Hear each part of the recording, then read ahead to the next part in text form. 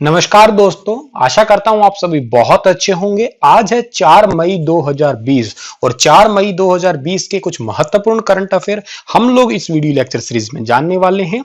चलिए शुरू करते हैं हम लोग। उससे पहले हमें यह जानना है कि दुनिया भर में कोरोना वायरस के केसेस कितने हो चुके हैं अब तक। तो दुनिया भर में कोरोना से संक्रमित अभी तक जो है वो 35,13,105 लोग हो चुके हैं और मरने वालों की संख्या ऑलमोस्ट 2.5 लाख के पास पहुंचने ही वाली है। जब तक आप इस वीडियो को देख रहे होंगे तो हो सकता है ये 2.5 लाख के पास पहुंच ही जाएगी। और कोरोना वायरस से जब तक ठीक हुए हैं उन लोगों में भी काफी हद तक इजाफा हो रहा है। धीरे धीरे 11,32,667 लोग अभी तक ठीक हो चुके हैं। नंबर 1 पे अमेरिका है। अमेरिका के अंदर 11,65,868 लोग कोरोना से संक्रमित है, जो कि दुनिया में सबसे ज्यादा है। और मरने वालों का संख्या या आंकड़ा जो है वो 67,552 है। 1 नंबर पे अमेरिका है, 2 पे स्पेन है, 3 पे इटली और उसके बाद में 4 पे यूके है, 5 पे फ्रांस, 6 पे जर्मनी, 7 पे रशिया, 8 पे टर्की, 9 पे जो है वो ईरान और 10 पे ब्राजील। और जहां से ये वायरस शुरू हुआ था अब वो 11वें स्थान पे आ चुका है, यानी कि टॉप 10 की लिस्ट से वो बाहर हो चुका है अभी। और बात करता हूं हमारे प्यारे भारत की, तो भारत के अंदर ये आंकड़ा 40,000 को पार कर चुका है। इवन ये 41,000 को भी पार कर चुका है आंकड़ा अभी है। और मरने वालों की संख्या जो है वो 1359 हो चुकी है। 1 नंबर पे महाराष्ट्र है, 2 पे गुजरात है, 3 पे दिल्ली है। आगे बढ़ते हैं हम लोग। तो भारत सरकार ने कितनी वस्तुओं के लिए लघु उपज के लिए एमएसपी न्यूनतम समर्थन मूल्य यानी कि उसको बढ़ाने की घोषणा की है? तो भारत सरकार ने 49 वस्तुओं के लिए जो है वो एमएसपी यानी कि न्यूनतम समर्थन मूल्य बढ़ाने की घोषणा की है। लघु वन उपज के लिए बहुत सारी चीजों का जो एमएसपी वृद्धि है वो 16% से लेके और 66% के बीच में जो है वो है। और वर्तमान में केंद्रीय जनजातीय मामलों के मंत्री जो है वो अर्जुन मुंडा है, जिनके तहत ये डिपार्टमेंट आता है। किस संस्थान ने किसान सभा एप्लीकेशन लॉन्च किया है? काफी इंपॉर्टेंट सवाल हो सकता है ये हमारे पेपरों के लिए। किसान सभा ऐप जो है वो विकसित किया है सीएसआईआर ने। ए ऑप्शन जो है इस क्वेश्चन का बिल्कुल ठीक रहेगा। यह एप्लीकेशन कोविड-19 के चलते किसानों को जोड़ने के लिए बेसिकली शुरू किया गया है। और ये शुरू किया है वर्तमान में केंद्रीय कृषि और किसान कल्याण मंत्री नरेंद्र सिंह तोमर द्वारा। और जबकि कृषि और किसान कल्याण राज्य मंत्री जो है उनका नाम है पुरुषोत्तम रूपाला। ये दोनों आपको याद रहनी चाहिए। फसलों को बेचने, खाद, बीज, इन सभी के बारे में जानकारी लेना, ये सारी चीजों को इस एप्लीकेशन के माध्यम से कंडक्ट किया जा सकता है। CISR जो है उसका फुल फॉर्म है council of scientific and industrial research. आगे बढ़ते हैं तो हम लोग सूक्ष्म लघु और मध्यम उद्योग मंत्रालय के सचिव का कार्यभार किसने संभाला है? सूक्ष्म लघु और मध्यम उद्यम मंत्रालय जो है इनका कार्यभार संभाला है अरविंद कुमार शर्मा ने। सी ऑप्शन सही रहेगा इस क्वेश्चन का हमारा, जो कि आपको फोटो में दिखाई दे रहे हैं यही है अरविंद कुमार शर्मा। और अरविंद कुमार शर्मा सूक्ष्म लघु और मध्यम उद्योग के मंत्रालय के अभी हाल ही में सचिव बने हैं। इस उद्योग की या इस उद्यम की स्थापना हुई थी 2007 में। इसका हेडक्वार्टर है न्यू दिल्ली में। इंग्लिश में इसका फुल फॉर्म जो है वो है माइक्रो स्मॉल मीडियम एंटरप्राइजेज।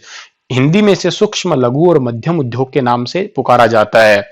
इनकी नियुक्ति को प्रधानमंत्री मोदी जी की अध्यक्षता वाली कैबिनेट के अंदर ही जो है किया गया था। और वर्तमान में केंद्रीय सूक्ष्म लघु और उद्यम मंत्री जो है उनका नाम है नितिन जयराम गडकरी। आगे बढ़ते हैं तो परिवहन एवं राजमार्ग मंत्रालय के सचिव का पदभार किसने संभाला है? यह भी अच्छा क्वेश्चन है। परिवहन एवं राजमार्ग मंत्रालय के सचिव का जो पदभार संभाला है उनका नाम है गिरधर अरमाने। डी ऑप्शन जो है इस क्वेश्चन का बिल्कुल ठीक रहेगा, जो कि आपको फोटो में दिखाई दे रहे होंगे। ये इनकी नियुक्ति को भी प्रधानमंत्री मोदी जी की अध्यक्षता वाली कैबिनेट के अंदर ही जो है इनकी नियुक्ति को जो है स्वीकृति मिली थी। और गिरधर अरमाने राजीव रंजन के स्थान पे आए हैं। वर्तमान में सड़क परिवहन और राजमार्ग मंत्री का नाम भी नितिन जयराम गडकरी है।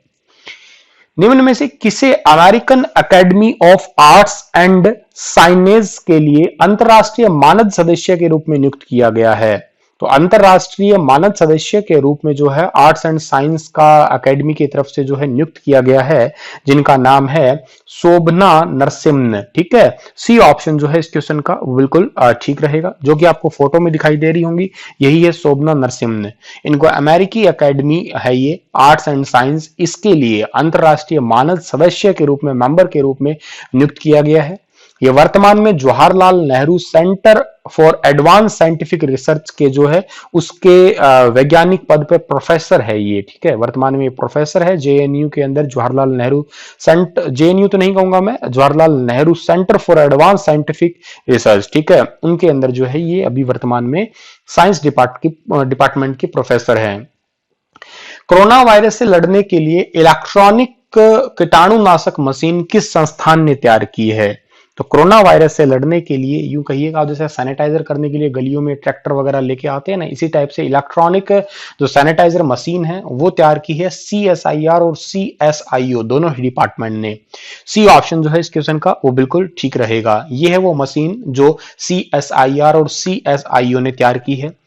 सीएसआईआर का फुल फॉर्म तो अभी आपने जाना ही था। बेसिकली सीएसआईआर और सीएसआईओ दोनों ऑलमोस्ट एक ही है, एक ही डिपार्टमेंट के अंतर्गत आती हैं ये। तो central scientific instrument organisation basically ये डिपार्टमेंट है ये, ठीक है, और ये नेशनल रिसर्च इंस्टीट्यूट के अंतर्गत ही काम करती है। Defence institute of advance technology इनमें से कौन सा माइक्रोवेव स्टरलाइजर विकसित किया है? तो defence institute of advance technology ने माइक्रोवेव स्टरलाइजर विकसित किया है, जिसका नाम है अतुल्य। ए ऑप्शन जो है इस क्वेश्चन का वो बिल्कुल ठीक रहेगा, जो कि आपको फोटो में दिखाई दे रहा होगा। इसका नाम अतुल्य रखा गया है। यह स्टरलाइजर जो 56 डिग्री से लेकर 60 डिग्री सेल्सियस तापमान को जो है उतनी तक की हीटिंग कर सकता है ये। इस से ऐसा माना जा रहा है कि कोरोना वायरस से, कोरोना का जो वायरस है उसको तोड़ने में, उसको खत्म करने में काफी ज्यादा मदद की जा सकती है, इसीलिए ये विकसित किया गया है। रंग भेद के खिलाफ संघर्ष करने वाले जाने माने कार्यकर्ता डेनिस गोल्डबर्ग का निधन हो गया। वह किस देश से संबंधित थे? तो डेनिस गोल्डबर्ग का अभी हाल ही में निधन हुआ है, ये दक्षिण अफ्रीका से संबंधित थे। डी ऑप्शन जो है इस क्वेश्चन का बिल्कुल ठीक रहेगा। ये जो आपको फोटो में दिखाई दे रहे होंगे यही है डेनिस गोल्डबर्ग। इन्हीं का भी हाल ही में 2 मई 2020 को ही निधन हो गया। ये अफ्रीका देश से थे और दक्षिण अफ्रीका के राष्ट्रपति नेल्सन मंडेला के ये सहयोगी जाने माने कार्यकर्ता माने जाते हैं। दक्षिण अफ्रीका की बात की जाए तो मैप में देखिएगा दक्षिण अफ्रीका, यहाँ की 3 राजधानी है, एक कैपटाउन है, एक प्रिटोरिया है, एक ब्लूमफॉन्टेन है। डायलिंग कोड यहाँ का +27 है और यहाँ की करेंसी है साउथ अफ्रीकन रेंड और यहाँ के राष्ट्रपति है सिरिल रामाफोसा। बीबी लाल बुक का विमोचन जो है किस मंत्री ने अभी किया है? यानी कि प्रोफेसर बीबी लाल बुक जो है उसको किसने अभी लॉन्च किया है? तो उनको अभी हाल ही में केंद्रीय मंत्री ने, जो कि केंद्रीय संस्कृति मंत्री है, जिनका नाम है प्रहलाद सिंह पटेल, इन्होंने लॉन्च किया है, जो कि आपको फोटो में दिखाई दे रहे होंगे। यही है हमारे भारत के केंद्रीय संस्कृति मंत्री, जिनका नाम है प्रहलाद सिंह पटेल। इन्होंने इस ई बुक को जो है लॉन्च किया है।